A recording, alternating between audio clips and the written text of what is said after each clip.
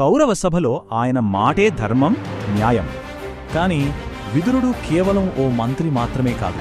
ఆయన పుట్టుక వెనుక ఓ పెద్ద దైవ రహస్యముంది. అదేంటంటే విదురుడు మరెవరో కాదు, సాక్షాత్తు యమధర్మరాజు అవతారం. అవును, న్యాయానికి అధిపతి.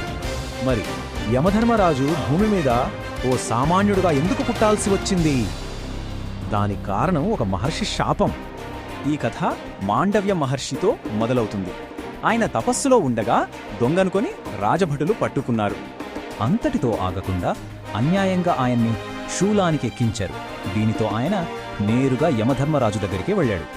నాకే ఎందుకింత ఘోరమైన శిక్ష? నేను చేసిన పాపమేంటి అని యముడిని నిలదీశాడు. అప్పుడు యముడు చెప్పాడు, నువ్వు చిన్నప్పుడు తెలియక ఒక తూనీగను ముల్లుతో గుచ్చావు అని. దీంతో మాండవ్య మహర్షికి కోపం కట్టలు తెంచుకుంది. చిన్నప్పుడు చేసిన తప్పుకి ఇంత పెద్ద శిక్ష అని వాదించాడు. ఇది అన్యాయం, అందుకే నువ్వు భూమి మీద ఒక శూద్రుడిగా పుడతావు అని యముడినే శపించాడు.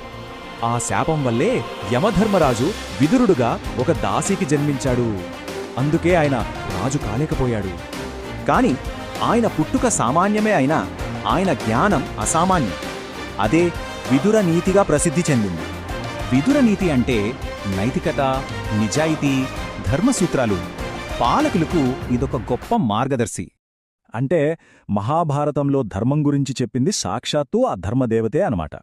కానిక్కడ ఓ ప్రశ్న: చిన్నప్పుడు చేసిన తప్పుకి అంత కఠిన శిక్ష విధించడం నిజంగా న్యాయమేనా?